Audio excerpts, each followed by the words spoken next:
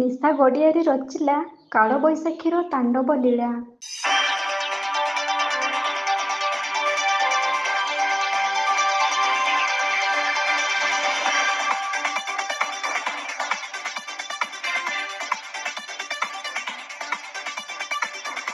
ସକାଳର ସୂର୍ଯ୍ୟ ପରିବେଶକୁ ଶାନ୍ତିର ବାତାବରଣ ଦେଇ ପୃଥିବୀ ପକ୍ଷରୁ ବିଦାୟ ନେବାକୁ ଯାଉଥାଏ। ଦୈନନ୍ଦିନର କାମଧନ୍ଦା ସାରି ଘର ବାହୁଡ଼ା ହୋଇ ବିଶ୍ରାମ ନେବାର ସମୟକୁ ଅପେକ୍ଷା କରି ରହିଥାନ୍ତି ସମସ୍ତେ। ଧୀରେ ପୃଥିବୀରେ ଅନ୍ଧକାରର କଳା ଚାଦର ଘୋଡ଼େଇ ଦେବା ପାଇଁ ରଜନୀରାଣୀ ପ୍ରସ୍ତୁତ ହେଉଥିବା ବେଳେ ସୃଷ୍ଟି ହୋଇଯାଇଥିଲା ବିଭୀଷିକାର ତାଣ୍ଡବ ଲୀଳା। ହଠାତ୍ ସୁ ସୁ ଗର୍ଜନର ଏକ ଭୟଙ୍କର ଶବ୍ଦରେ ସାରା ଅଞ୍ଚଳ ଚମକି ଉଠିଥିଲା। ନିଜେ ପ୍ରସ୍ତୁତ ହେବା ପୂର୍ବରୁ ପବନର ଗତି ଭୟଙ୍କର ରୂପ ନେଇ ଗ୍ରାସ କରିଦେଇଥିଲା ସାରା ଅଞ୍ଚଳକୁ।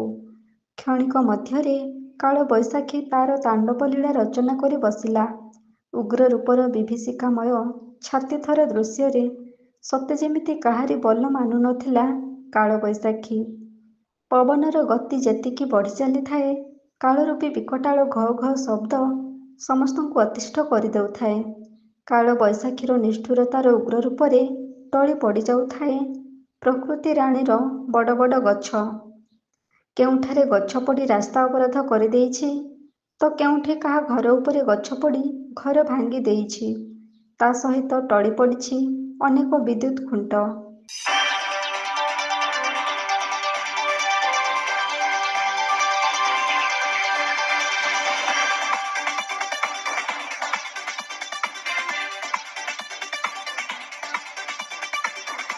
କାଳବୈଶାଖୀର ଏହି ଉଗ୍ର ରୂପ ଦେଖିବାକୁ ମିଳିଛି କେନ୍ଦୁଝର ଜିଲ୍ଲା ଚମ୍ପୁଆ ବ୍ଲକ ଅନ୍ତର୍ଗତ ପଡ଼ୁଆ ଗ୍ରାମ ପଞ୍ଚାୟତର ନିଶାଗଡ଼ିଆ ଗ୍ରାମରେ।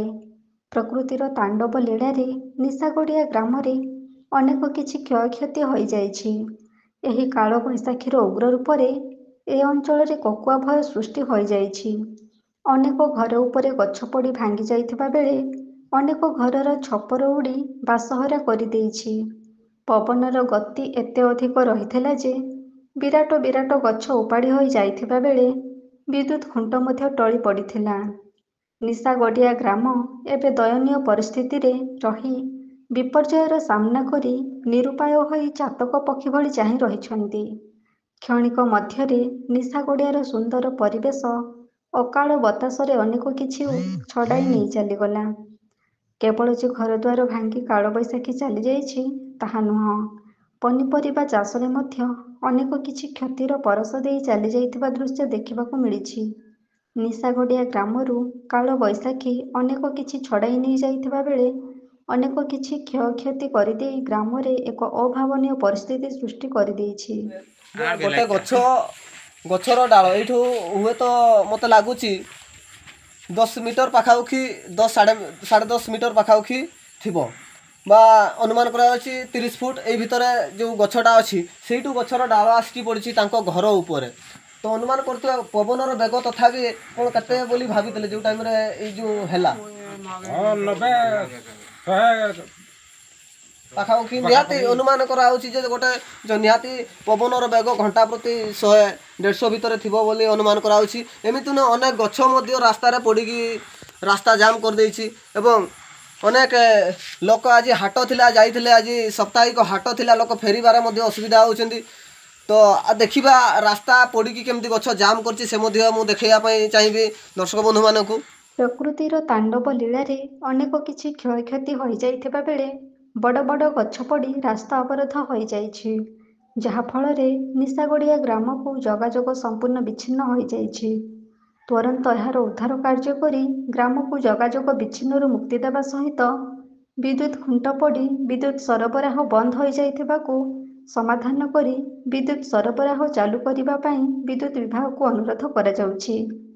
ଏହି କାଳବୈଶାଖୀରେ ଅନେକ କିଛି ଘରଦ୍ୱାର ଭାଙ୍ଗି ଯାଇଥିବା ବେଳେ ଏହାର ତୁରନ୍ତ ସମାଧାନ କରି ଘର ମରାମତି କରିବା ପାଇଁ ଆର୍ଥିକ ସାହାଯ୍ୟ ପାଇଁ ଜିଲ୍ଲା ପ୍ରଶାସନକୁ ଗ୍ରାମବାସୀ ଅନୁରୋଧ କରିଛନ୍ତି। ଏବେ ମଧ୍ୟ ନିଶାଗଡ଼ିଆରେ କାଳବୈଶାଖୀର ଭୟ ଯାଇ ନଥିବା ଯୋଗୁଁ ଗ୍ରାମକୁ ସୁରକ୍ଷିତ ରଖିବା ପାଇଁ ପ୍ରଶାସନ ବିହିତ ପଦକ୍ଷେପ ନେବା ପାଇଁ ଜନସାଧାରଣ ଅନୁରୋଧ କରିଛନ୍ତି। କାଳବୈଶାଖୀର ସମୟ ଯାଇ ନଥିବା ଯୋଗୁଁ ଆଗୁଆ ସତର୍କତା ଅବଲମ୍ବନ କରିବା ପାଇଁ ପ୍ରଶାସନ ତରଫରୁ ପଦକ୍ଷେପ ନିଆଗଲେ କାଳ ବୈଶାଖୀରୁ ସୁଧାର ମିଳିପାରିବ ବୋଲି ବୁଦ୍ଧିଜୀବୀ ମହଲରେ ଆଶା ପ୍ରକଟ କରିଛନ୍ତି।